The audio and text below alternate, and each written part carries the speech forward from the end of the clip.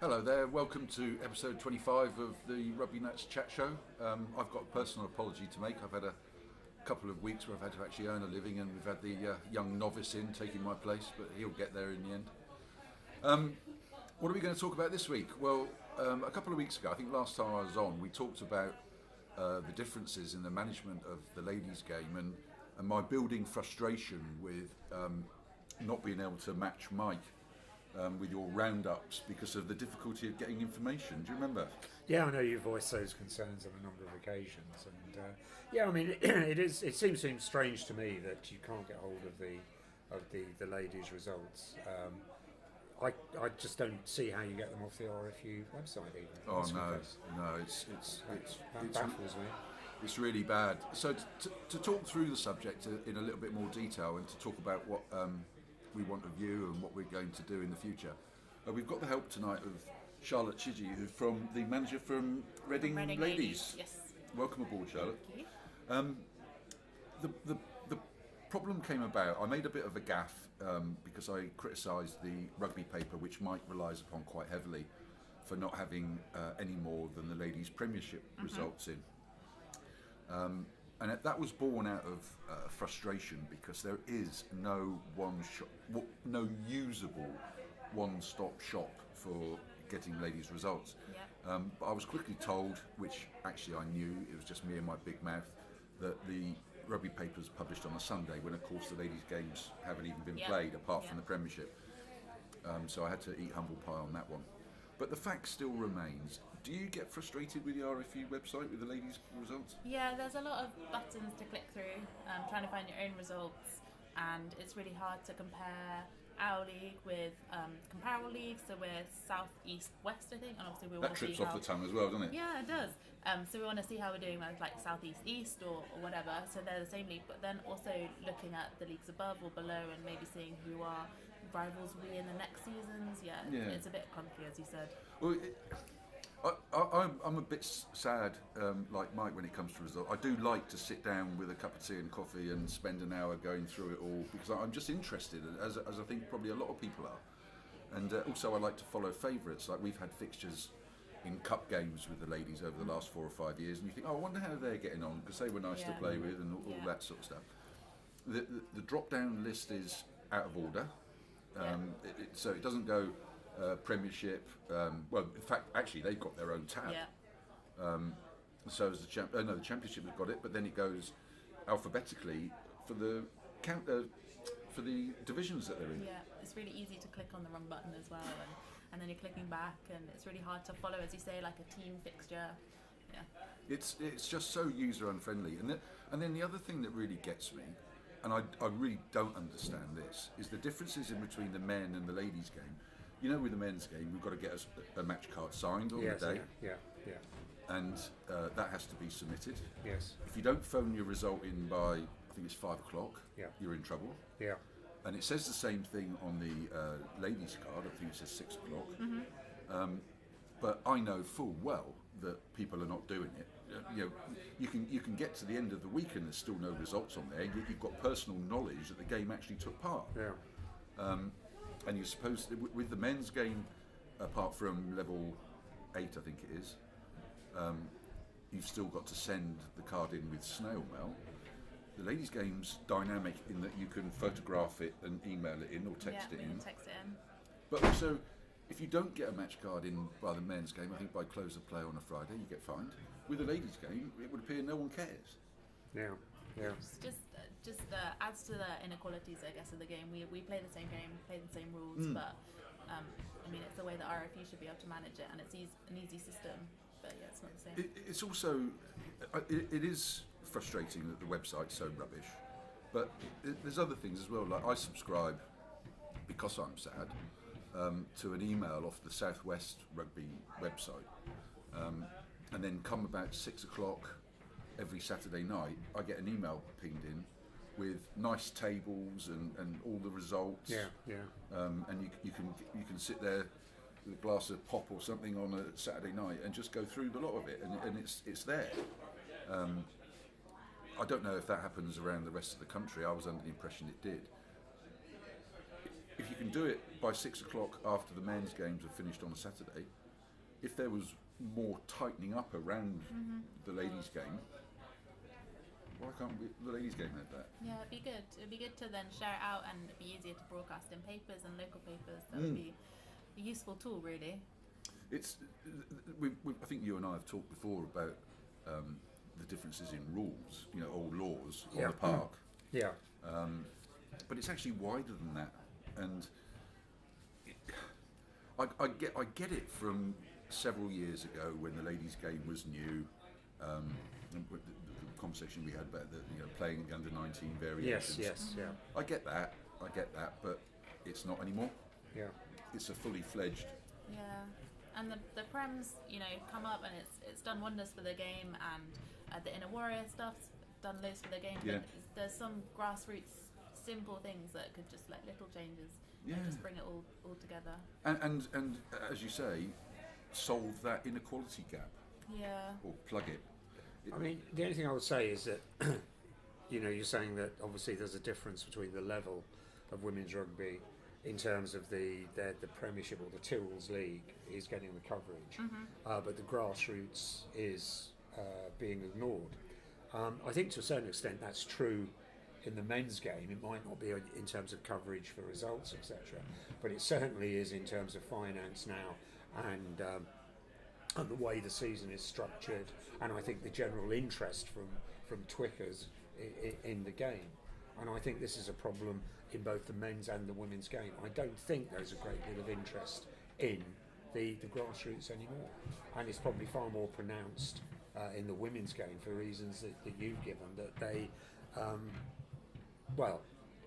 there isn't sufficient interest, or I would say also knowledge in even how to promote the game. And the ladies are less than the men, but then you've got the Colts and the girls teams, and they're even less, and they could be up and coming stars. You don't know, but how are you supposed to broadcast? I think clubs work very hard with their own self-publicity in a local environment. I mean, Yes, yeah. There's a team locally in Berkshire, just up the road from here. I noticed the other day they've got one of their players' sister works for a local paper. They get quite good coverage. Reading Abbey Nuns, yeah. They get quite good coverage. I know you work quite hard with working with your local press as well. A lot of social media. A lot of social media. Lots of social I think ladies' game would fall over without social Yeah. media, to be honest. But we work quite hard at it. We've got a great supporter in Windsor in the local media who's very pro the ladies' game. Yeah. So it's not difficult, but I know from talking to other people it is difficult in other areas. Do you think, though, that the women's game actually knows how to sell itself?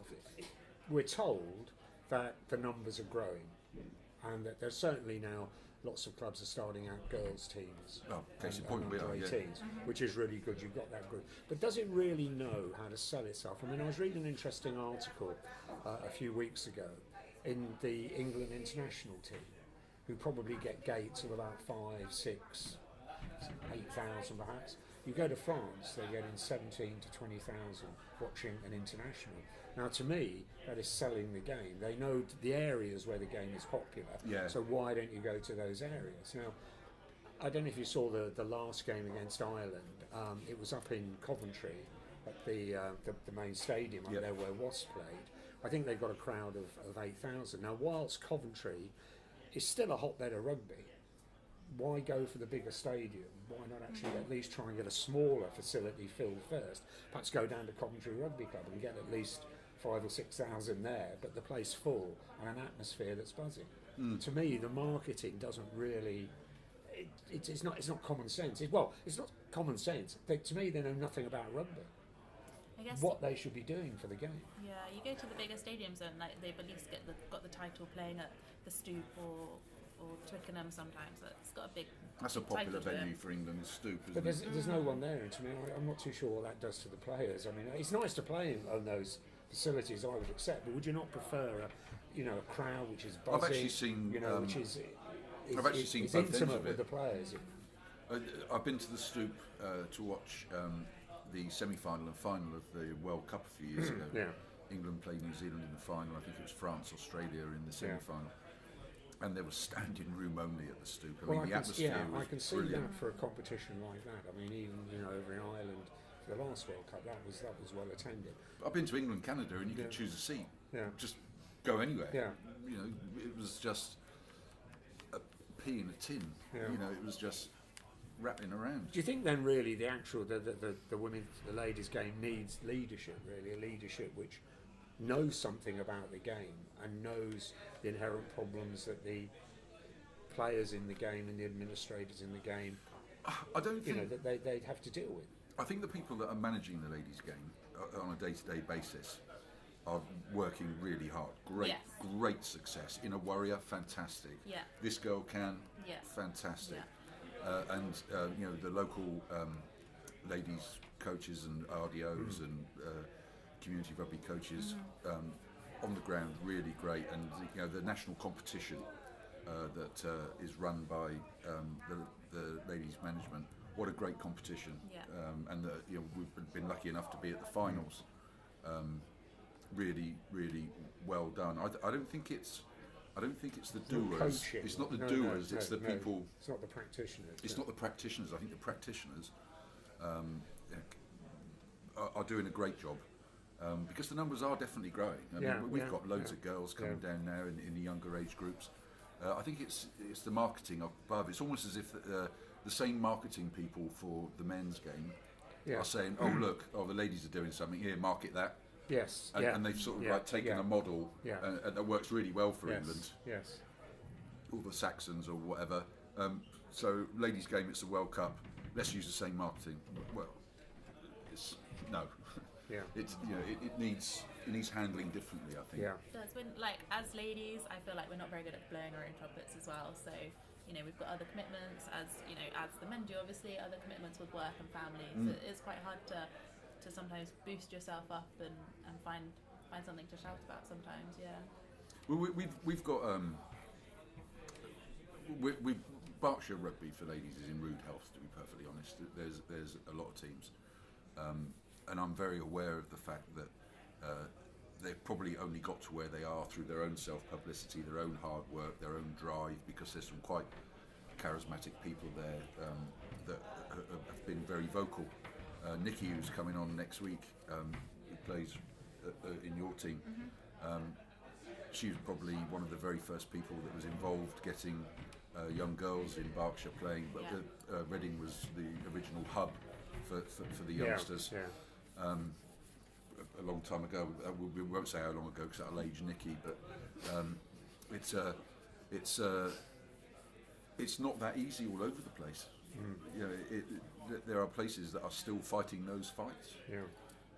Yeah, Reading's definitely got a nice mix. There's plenty of teams to choose from, different leagues, from the lowest to the Abbey have done really well, as you said, Abbey Nuns.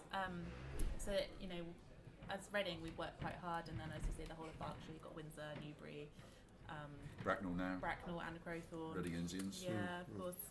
Yeah, so I mean, there's hardly a town in Windsor that hasn't got some form of in Berkshire that hasn't got some form of No, representation. it's very good. It's very good. Yeah. Anyway, look, I think that's probably enough of me banging my drum. Thanks for your help, Charlotte. No worries. Mike, have you got a roundup for us? I have indeed, and I'm going to bang my drum actually. Why not? I did prophesy that Coventry would win the league, and they did that a week or so ago. Yes, they did. Yes. What was extraordinary though on Saturday, they went down to Plymouth because somebody nominated Plymouth as the potential winners of this league, I believe. Who was that? Was that before the very first show? It was indeed, yeah. But It was Jack somebody, wasn't it? yeah, that's right. Yeah. Plymouth were unbeaten actually for 14 months, and Coventry have already won the league. And I always think the sign of a good side is that can just keep that concentration throughout the league, throughout the season, and even when they won the league, with another 3 or 4 games to go, they can still turn it on. And Coventry went down there, and it was a close game in pretty difficult conditions, but they beat Plymouth 24-21. So to take away that home record. In second place are Darlington, but they're not going to be promoted. But it's really at the bottom that I find that the national one is quite interesting. File, I think, are down. I think they've gone.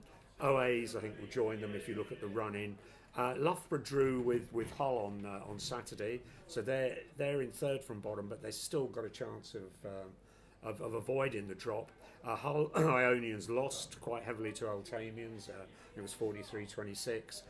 So they're above them. But a side that are gradually being drawn into it and haven't got an easy running are Esher. And I think there's quite a lot of excitement in the league. Spoke to a couple of people already in the week about what's happening there, and it's going to be a real dogfight down the bottom. It's interesting in that today the news has come out, of course, that the powers to be, the great and the good, don't want relegation anymore. I wonder if that'll apply to all the leagues. Do you think? Or just the Premiership? I think it's just going to be the Premiership, possibly. Oh, right, okay. One rule for some, not for the others. Anyway, don't go calling it let's move ring on. fencing, whatever you do. Let's move on. Oh, no, don't call it ring fencing. No. Don't call it greed either. But let's crack on. Or incompetence by the RFU, let's call it that. In National League 2 North, at the top there we've got Sale. I think they're looking... They to me will be favourites to get promotion. There's a couple of games left to go, but they top. Underneath them though you have Sedgley Parker in second, Tyndale in third, and Stourbridge, and that's 4 points covering those three sides. So they've all got a chance for the playoff. They all have a side for the playoffs, so a chance for the playoffs. So I wouldn't really like to make any predictions there. Down the bottom, it's an extraordinary situation that Luctonians have 7 games to play. Because of the weather. And that's going to go on for a while. Therefore, it makes it quite difficult to predict who would get the drop. They ended up playing the last couple of games as 7s, aren't well, they? I think so. Yeah. They're Sheffield are at the bottom at the moment. Luctonians are above them, and then Bladen. But I think even with the revival of Luctonians, I think those 3 will be the ones that, for my mind, be relegated. National 2 South. Cinderford had a good win over Wimbledon. They stay at the top. Chinner, a very close run close run affair against Redruth, 34-33. Redruth coming back late in the game. So it's still between those two. I think Cinderford require 2 more wins to clinch the title, and that would mean Chinner going into the playoffs. Redigensians recorded a 31-15 victory over Taunton, and that was the first time they beat Taunton. You said you weren't going to mention that. Oh, no, well, I thought it deserved it. I changed my mind. Well done, Engines. Which would secure 3rd place. At the bottom, well, I say Broad Street have gone. Excuse me. Wimbledon, I think they'll join them. They've made a valiant effort to stay up there. But then you've got, it could be a number of sides. Redcliffians are 3rd from the bottom, but they've got 1 or 2 fixtures which they're certainly capable of beating. And gradually you've got Barnstaple being dragged into that. London Irish Wild Geese are not safe, and Clifton have started winning games, but they're not absolutely safe at this stage. So I wouldn't say the 3 teams to go down would be decided. I'd say Wimbledon and Broad Street, but I don't know about the rest as yet. In the regional leagues, Barnes went over to Guernsey at the weekend, and they beat them over there. So that's you're in a situation where Guernsey is still at top, and Barnes 2 points behind them in the league. So I wouldn't really like to say who's going to win that, who's going to be runners up. And also Tring are only 4 points behind the top place, and they're still in the mix as well. In the southwest, we've got our first winners in the regional leagues. That's Dings. They've been promoted as champions. They've had a great season, haven't they? They have, fair play to them. And I suppose it's nice for them. They're opening those, or they open their new facilities. So it's everything's looking up for them. They've played in National 2 South before, so they'll be aware of the challenges that are there. That will face them. In the playoff position, very difficult. Maidenhead visited Bournemouth, and they were beaten 24-21. So Bournemouth now go to 2nd, and they're on 73 points. Maidenhead 3rd on 69, and then Newton Abbott were beaten in the All Devon derby by Brixham, 33-25. So they're in 3rd place on 67 points. So again, that's going to be a very close run thing for who will go into the playoffs. At the bottom, I'd say Lydney have gone in that league. Hornets are a stage in a revival, and they could be joined now by Ivybridge, Newbury, Bracknell. All have got work to do, and all of them are in danger. In the north, Preston, They beat Lynn 39-32, so they retain a 15-point league at the top. Another win, and they've got They've it. got it, mathematically Yeah. untouchable. They're ahead of Hull, 4 games to go, and Harrogate are in 3rd place. Down the bottom, I think it looks really Pocklington, Morley and Birkenhead will all go. In the Midlands, Birmingham and Solihull have had a great season. They haven't won it yet. They won 80 points to 5 against Old Halesonians on Saturday. Peterborough Lions have won at Sandbach, and I think they will go into the playoff. At the bottom, Halesonians have gone now, and then you've got Newbold, Blongton, and Lichfield. So there's a bit of a fight. Who's going to fight it out there and try and avoid the drop? And congratulations to a few sides in the level 6, 7, and 8 that I've looked at. I hope I haven't missed anyone out. Old Dartfortonians have been promoted. Camberley have been promoted in London Welsh. The dream continues that they've gone up, so they'll all be playing at higher levels next year. St Ives down in Cornwall are moving up a level in the southwest, while Whitchurch and West Bridgeford in the Midlands have also won their respective leads and will be promoted. So Camberley's on a bit of a roll though, because they're also doing quite well in the Intermediate Cup as well, aren't they? That's right. We've got the Intermediate Cup this Saturday, and they're playing Coney Hill away.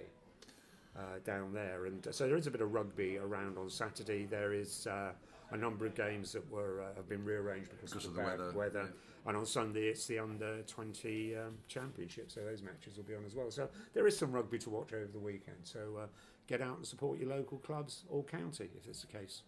Thanks very much. Cheers. Thank you. Thank you.